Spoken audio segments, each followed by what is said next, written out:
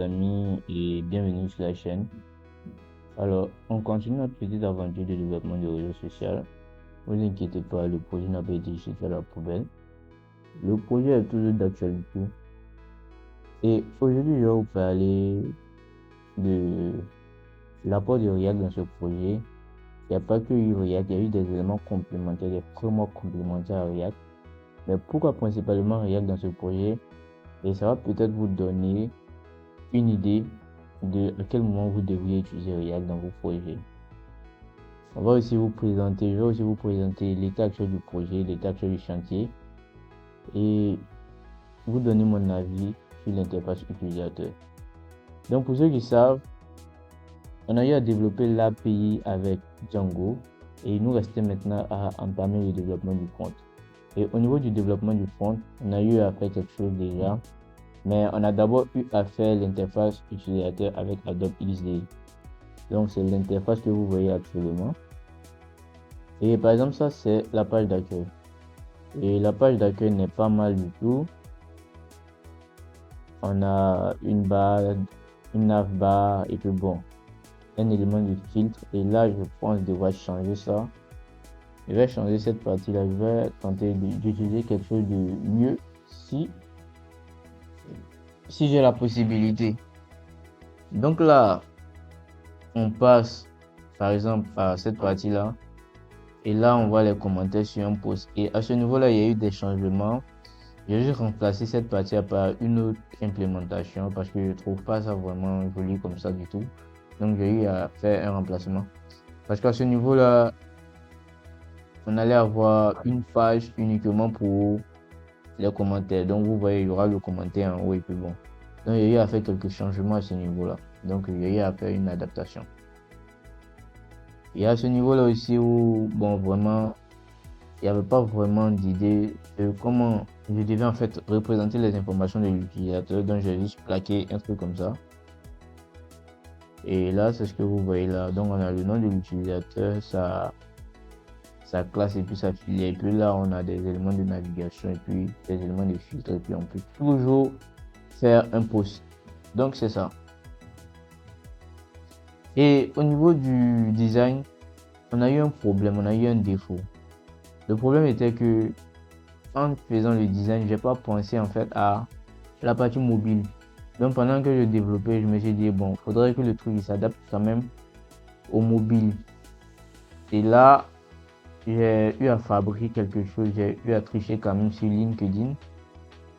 Et puis bon, au niveau de LinkedIn, j'ai eu à regarder quelques éléments et puis bon, en fonction de ça, j'ai pu quand même trouver une idée de comment j'allais implémenter la partie mobile. Donc là, on va passer à la présentation du projet en lui-même. Donc là, ça c'est le projet réalisé en React, Tailwind CSS et puis React Fullbyte.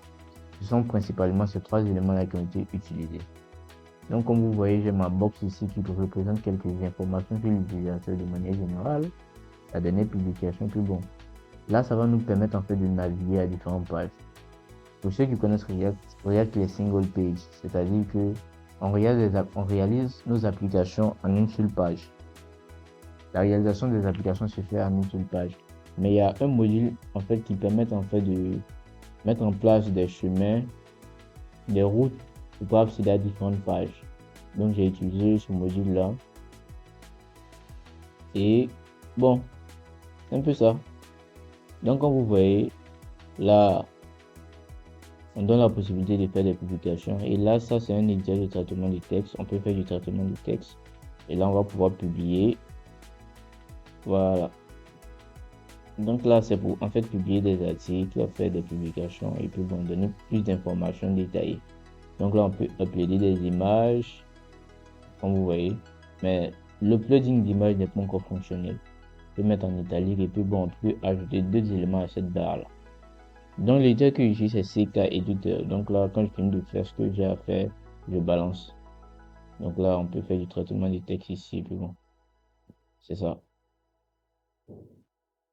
On va passer à ça. Là, on peut par exemple décrire un événement. Donc là, on donne le titre de l'événement, conférence sur l'intelligence artificielle, sur l'IA. l'IA, choisir la date. Bon, normalement, il y a une barre ici qui doit nous permettre de choisir le lieu, de mettre le lieu de l'événement. Je l'ai pas mis. Un champ plutôt. Et là, on donne une description. Et puis, on peut choisir des emojis. Et ça, c'est l'une des raisons qui fait que React est intéressant. C'est la possibilité d'intégrer des modules. Et puis bon. Donc là, j'ai intégré ces emojis-là et puis bon, je pourrais balancer aussi simple que ça. Donc là, on a un post. Donc là, on a le moment, le type et puis bon, les informations sur l'utilisateur. Donc comme je vous avais dit, j'avais eu à faire des modifications au niveau du commentaire. Donc voici comment le commentaire s'affiche, les commentaires plutôt. Donc là, on a le moment, l'auteur et puis le commentaire en personne, le commentaire en lui-même plutôt. Donc, c'est ça. On peut commenter, ça on avait déjà vu, non, on n'a pas encore vu ça. On peut commenter, on va choisir un emoji. C'est simple que ça. Puis, on envoie le commentaire. Donc, on va maintenant voir la partie responsive, la partie mobile. Comment j'ai pu gérer la partie mobile. Donc, on vient ici. Et là, j'ai pas voulu utiliser les templates, j'ai juste voulu en fait faire ça de moi-même. Donc là, comme vous voyez, on a la partie mobile. Et là, on est en train d'adapter comme vous voyez. Donc, on peut toujours faire nos actions typiques.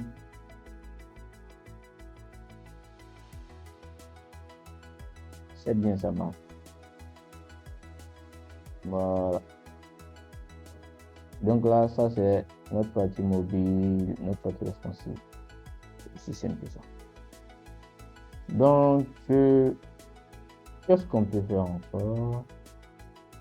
Je vais vous présenter quoi encore. Bon, je vais vous présenter l'autre page parce qu'il y a deux pages qui ont été réalisées. On va aller sur la page profil. Donc à ce niveau-là, les amis, n'hésitez pas à la pierre, c'est moche, mais on va le prendre comme ça. Donc ça, c'est des informations sur l'utilisateur. Donc on a biographie, service, contact pour en fait naviguer sur différentes informations. On peut faire des filtres, comme vous avez vu ici. Mais c'est pas encore terminé, il y a ce petit truc à ajouter, mais bon. Les autres éléments. Donc c'est ça. On va faire comme ça. Et là, React me donne la facilité en fait de faire tout ça. J'ai pas en fait à me fatiguer à faire du JavaScript et de faire ça. Bon, c'est vrai que je fais du JavaScript, mais bon, du JavaScript plus moderne quoi. Plus moderne. Donc React va me permettre en fait de mieux gérer en fait mon interface utilisateur, le développement du compte. Donc si le projet est quand même complexe, que par exemple vous voulez faire des mises à jour, ça devient compliqué avec le JavaScript traditionnel, le développement front traditionnel. Donc c'est utilisé par Facebook, ils savent pourquoi ils utilisent React. Pourquoi ils ont créé React et puis bon, c'est parce qu'ils ont eu à rencontrer des problèmes. Voilà. Ils ont eu à rencontrer des problèmes, donc ils ont dû mettre en place une solution et cette solution c'est React. Ok, donc là on va passer maintenant aux raisons pour lesquelles vous devriez utiliser React. L'une des premières raisons pour lesquelles vous devriez utiliser React, c'est par exemple la notion de composant. Eh bien, avec React, on a la notion de composant, on a la possibilité de réutilisation des composants. Donc, qu'est-ce que je veux dire par exemple? Par exemple, ça c'est un composant. La navbar que vous voyez là, c'est un composant. Et cette navbar a été réutilisée dans d'autres parties du code. Donc, par exemple, ça, comme ça, c'est la partie home, c'est la partie accueil. Donc, si je vais par exemple en profil, vous voyez que j'ai réutilisé cette navbar là. Et j'ai réutilisé ce composant. Ce composant, vous l'avez déjà aperçu au niveau de profil. Et bien, j'ai pu réutiliser ce composant là facilement. Et ça aussi, c'est un composant, cette barre de recherche là. C'est en fait cette base de React que vous voyez ici, c'est celle-là ici. Donc je l'ai réutilisée facilement et j'ai pu l'adapter. Donc c'est en fait l'une des particularités de React, la réutilisation de composants. Donc par exemple, si je viens ici au niveau du code, vous verrez que ça c'est par exemple le front. Donc ça c'est le débat pour le front. Et là je viens au niveau du composant. Les composants se retrouvent dans source. Et là au niveau des sources, j'ai composants. Donc par exemple au niveau des composants, j'ai navbar. Donc vous voyez bien que ça c'est le composant lui-même. Une deuxième raison pour laquelle vous devriez utiliser React, c'est, comme je dis, la syntaxe GXX qui va nous permettre en fait de mieux gérer en fait notre développement front. Donc là, par exemple, ce que vous voyez ici, c'est du JavaScript, la mise en place de fonctions, et là vous voyez en fait du HTML. Donc là, on a la possibilité de retourner du HTML, et ce qui n'est pas normalement faisable. Hein. Mais avec le JXX, on a la possibilité de combiner en fait le JavaScript et puis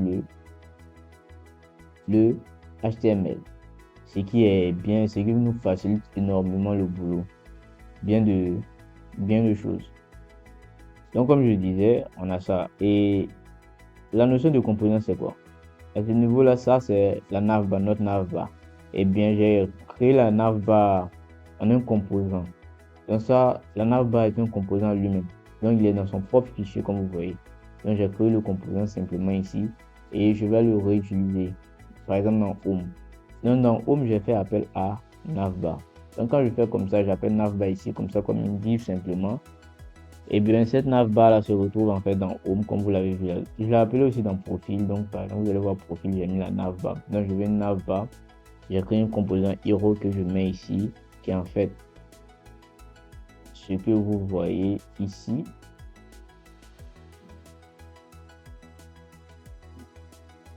Excusez-moi pour la lenteur.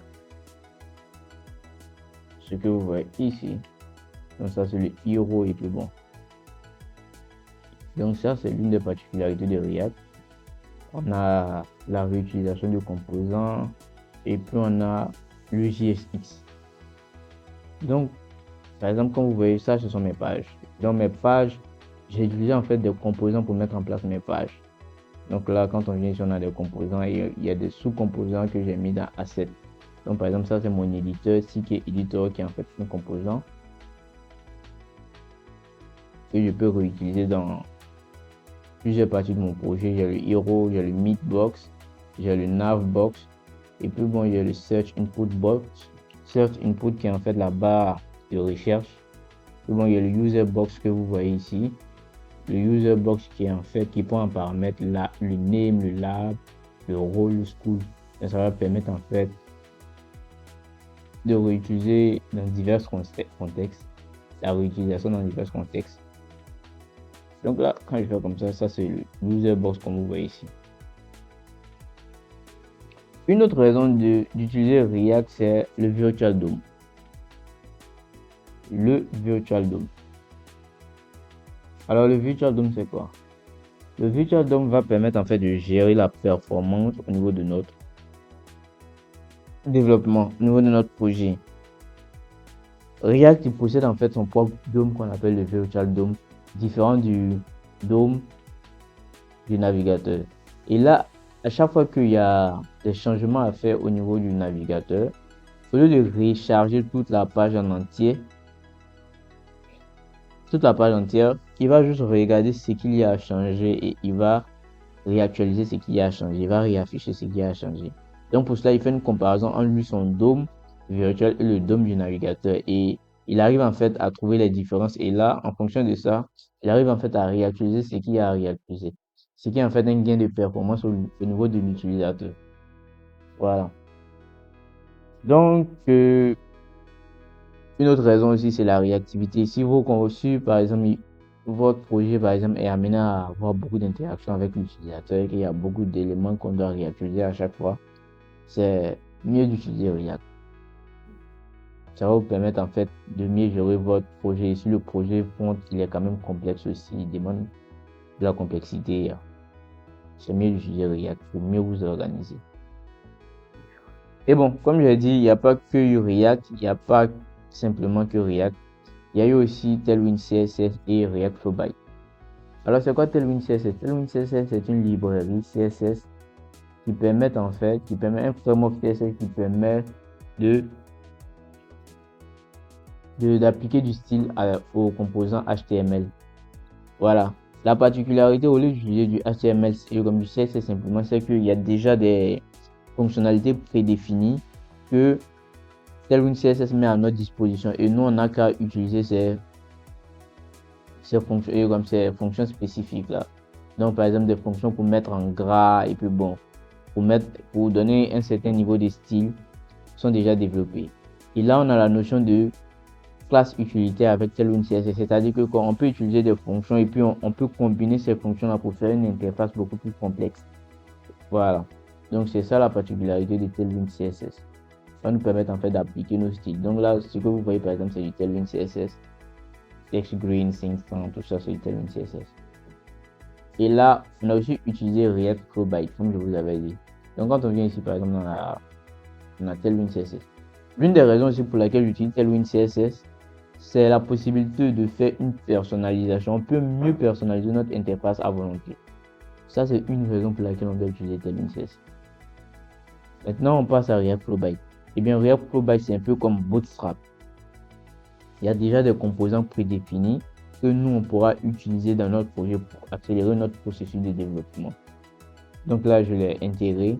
Et ne jetez pas la pierre en me disant pourquoi tu n'as pas utilisé tes matériels UI. J'ai trouvé que Tailwind CSS était vraiment cool. Voici pourquoi je vais l'utiliser dans mon projet. Donc les amis, c'est ça. Donc c'est le projet qui est là. J'espère que vous avez quand même aimé. Si vous avez des suggestions à apportez vos suggestions. Mais à chaque fois que j'ai le temps de travailler sur le projet, je travaille et puis bon, je vous présente en fait ce qui a été réalisé. J'espère que vous avez aimé la vidéo. Si c'est le cas, laissez-moi un like. Et puis bon, on se retrouve pour la prochaine fois pour d'autres types de vidéos. Merci d'avoir suivi le contenu. Merci d'avoir suivi la vidéo et puis bon, à la prochaine.